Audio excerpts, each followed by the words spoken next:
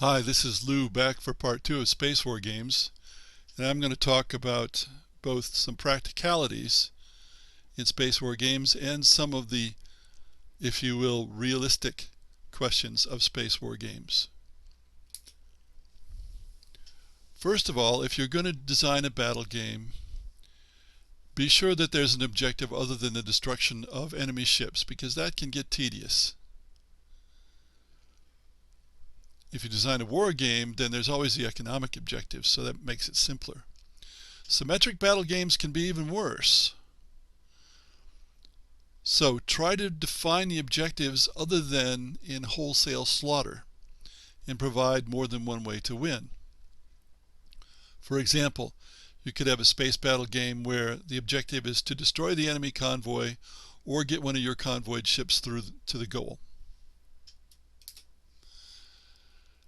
When you're designing these games, you can try to go a realistic route or a romantic space opera route. Now, already we're away from realistic because most of these games are 2D rather than 3D. You can do 3D in a video game, but it can be confusing to the players.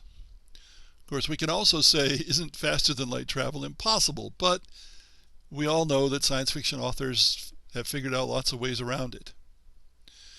No one knows what the far future will bring in any case, so the science fiction way is to make worlds not so different really from our own despite the technology. And that's what we do in Space War games as well. But let's consider the realistic view. What are the limits of interstellar empire? Transportation speed compared to distance is a key.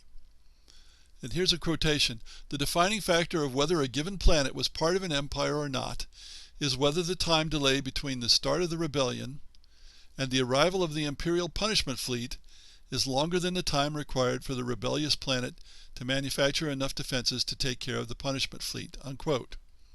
Now this assumes that the threat of burn-off isn't sufficient, because any fleet can grab some asteroids and set them off against a planet. It'll be very difficult for the planet to fight them all off, and it will be destroyed. Communication speed, if it's faster than transport speed, is also vital. We can look back as far as the Persian Empire. One reason the Persian Empire lasted as long as it did is because they focused on communication speed. They had a group of people who rode horses with stations where they could change horses, and they could communicate relatively quickly over hundreds of miles, many hundreds of miles. But they also used a government that used satraps, governors out there who were fairly independent, but the emperor kept an eye on them, and that worked pretty well for them. And you can say the same kind of thing about the Romans, that even though communication speed was not fast, they managed to find ways to organize to keep things going. What about interstellar trade? You know, we're used to trade as a way of sort of magically creating wealth. But in a high-tech world, you ought to be able to make anything that's been designed. Think of 3D printing. If that's true, and if you have spaceships that can access asteroids and mine whatever you need, then what's worth trading? Luxury foodstuffs? Some kinds of metals? Maybe exotic metals that just aren't in some solar systems. Agricultural? The cost of transportation make a big difference. $1-million bottles of wine won't sustain trade. Now, what medium is better for space war games? The computer is obviously the one that's best able to depict space with the 3 dimensions and hidden information. Boards provide fields of maneuver and geospatial relationships, but you have boards in computer games as well. Cards are good at hiding information, but it's hard to provide maneuver and geospatial relationships. I've designed a space war game that uses 110 cards and nothing else, and it has maneuver and geospatial relationships, but it was not easy to do. Ultimately, record keeping is a big key in these big space war games, especially if you're using technology and ship design and so on. Computers do that fine. Tabletop game players nowadays don't even want to look at tables or flowcharts, let alone write things down. When the second edition of Britannia was going to be published by Fantasy Flight Games in 2006, they did not include score sheets in the game, even though for 20 years everybody had used a score sheet in Britannia. And to this day, most everybody uses a score sheet. But they didn't want to put something in the game that required players to write anything down. So they included dozens and dozens of little chits with 1s and 5s and 25s on them so that people could keep score that way. You need to have something to do the record keeping, and a computer is ideal. There is a tabletop game, Space Empires 4X from GMT, that tracks tech improvements of individual ships, but I'm not going to deal with such minutiae, and most other people aren't as well. How about technology within the game? It provides enormous variations in play, which contributes to replayability. But technology tends to be for detail-oriented types. You have elaborate tech trees, paths from lower text to higher text. I've never been enamored of this stuff. I prefer simpler technologies and not very many of them, just a small number of advances. So players can plan for using these things, but they don't have to keep track of acquiring them. And we also have the problem that if technology has too much of an effect, then the game becomes a technology race. It's a technological snowball. At that point, why play the rest of the game? If technology determines who wins, why play the rest of the game? Ship design is a common feature of video space war games that have tactical components. But it's a lot of record keeping. It's most commonly seen in tabletop games, in miniatures battle games, where there are a few ships fighting each other and that's all there is in the game. Ship design can descend into something that dominates the game. And at some point you ask,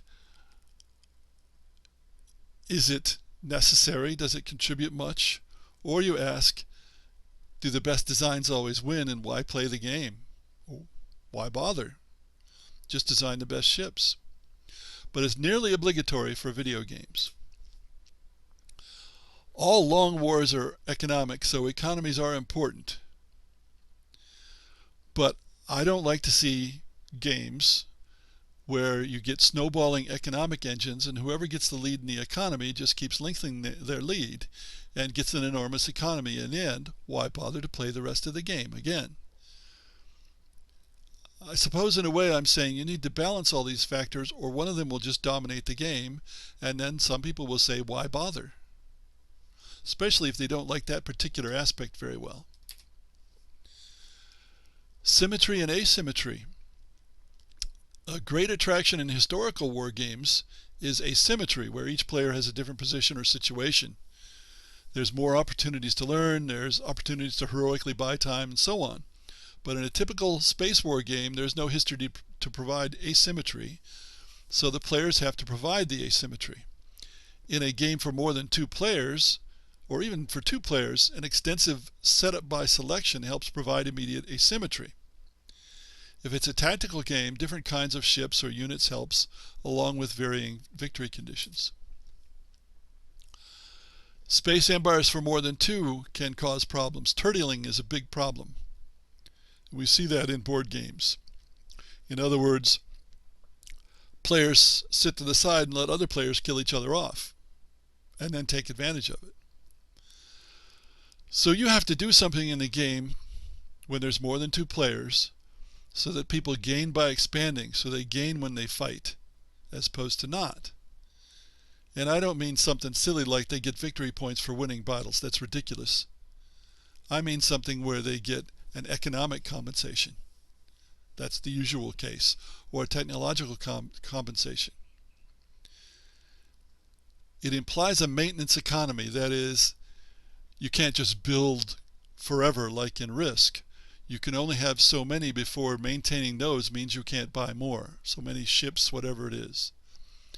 Imagine the game as a diplomacy variant. And yes, there are Space War game diplomacy variants, and most of them are zero-sum, just like diplomacy itself. So there's only so much economic value in the game, and you can't just build up forever.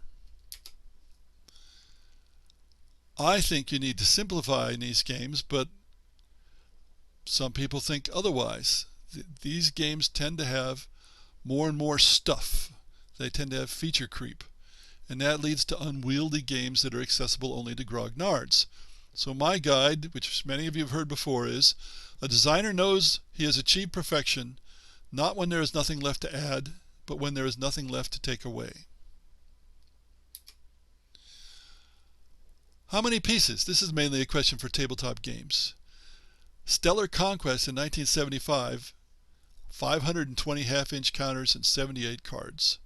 This immediately makes it inaccessible to most of today's gamers 40 years later. Better to keep your pieces at 200 or even a lot less, preferably without numbers on the pieces, though I have to admit I violate that guide occasionally for Space War games. And if you're going to put pieces, flat pieces in, make them bigger than half an inch. Make them an inch.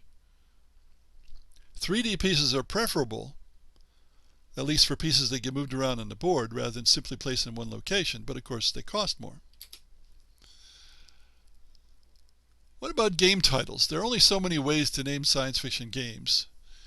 And some people have made name generators. Now, the new Star Wars movie is about to come out, and it reminds me that when I first heard of Star Wars, which was while it was in development, I remember thinking, what a generic name. How yucky. Now, when we think Star Wars, we always think of that movie. But before that, Star Wars was just a very generic term. Well, I've actually used a random generator online of names, and the best one I got was Johnny Cyborg versus the Emperor of the Moon. Your mileage may vary. So, video games are better suited than tabletop for Space War games, because computers are good for status tracking and record keeping, and for 3D, and for hidden movement. But you can still make a really interesting tabletop Space War game. Thanks for listening.